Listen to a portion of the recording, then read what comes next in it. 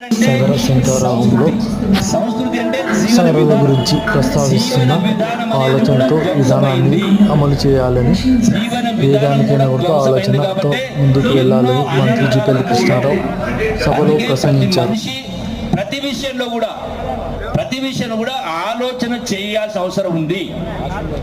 అది ఉద్యోగమైనా, వ్యాపారమైనా, సంసారమైనా, రాజకీయమైనా ఏ పని చేసే ముందు ఒక క్షణం ఆలోచన చేసి నిర్ణయాలు తీసుకోవాలి. ఎవరో ఏదో అనుకుంటారంటే ఒకరి కోసం చేస్తే మనం నాశనం అవుతాం.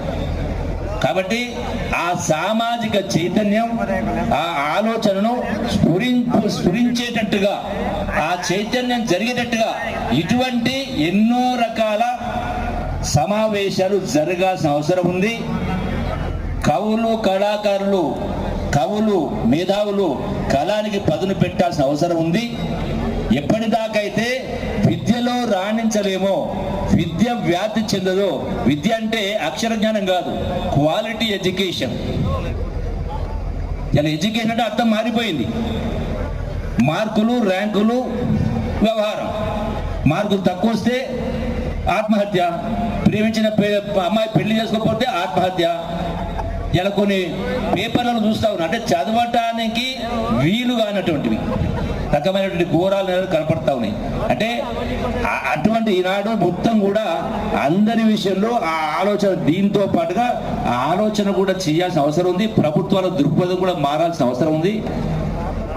కాబట్టి మీ యొక్క సాగర మిత్రులకు సంబంధించి కూడా మీ డిమాండ్స్ కూడా న్యాయమైన చెప్తూ మరొకసారి నా వంతు పాత్ర పోషించి గౌరవ ముఖ్యమంత్రి గారి దృష్టి తీసుకెళ్ళి వాటిని కూడా తప్పకుండా, సరే ఇవన్నీ కూడా డిమాండ్స్ ఉన్నాయి. ఎమ్మెల్సీల గురించి కానీ ఉమ్మడి జిల్లా ఇప్పుడే చెప్పిండు మా మిత్రుడు, ఇప్పుడే మీరే చెప్పిండు. మొట్టమొదటిది ప్రభుత్వం వచ్చిన తర్వాత వనపర్తి జిల్లా జడిపి చైర్మన్ అంటే నేను సాగరునికి ఇవ్వడం జరిగింది. రెండవ ఇంకో విషయం చెప్తా, నా అంశానికి సంబంధించిన విషయం, రాజకీయాలు లేనటువంటి వాళ్ళు, చదువుకున్న వాళ్ళు రాజకీయాలు రావాలని కూడా ఎంపీలను జడిపిటిసి చేసిన బీసీలని, ఎస్సీలు, ఉస్మానియా చదువుకున్న వాళ్ళు వెతికి పట్టుకొచ్చి చేసే కార్యక్రమం చేసాం.